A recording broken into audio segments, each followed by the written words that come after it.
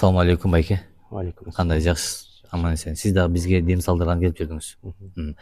Бир сыйра көрүүчүлөргө айтып берип коюңуз, кандай болуп ооруп жүрдүңүз буга чейин, азыр кандай болуп калдыңыз?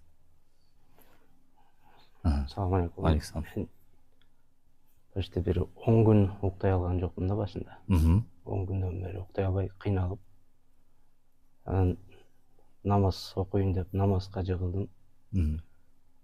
Намаз баштаганда вообще эчтеке намаз билем да өзү, анан окуйм десем эч нерсени эзимен чыгартып сала берет. Болбой эле китеп менен окуй бердим.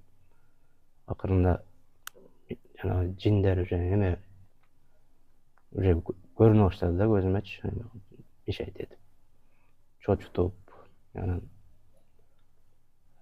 акырында вообще түнү менен көрүнүп калды көзүмө. Түнү менен уктатпай турган болуп. Анан ненелерим айтты ушу сизде ушундай жакшы болду деп. Бир эле салганыңызда кетти ушу. Бир эле дем салганыңызда. Ошондо эле бир эле. Демек, дем салгандан кийин ошонун баардыгы кетти жана. Кулак угулбайт беле? Кулакка угулчу, бирок жатканда уктатпай аркамдан секиришип, диванга секирип ушундай Кыйналыш. Ошо жиндер ошентип сизди кыйнаган, ошонун баары кетти, жакшы. Алхамдулилля.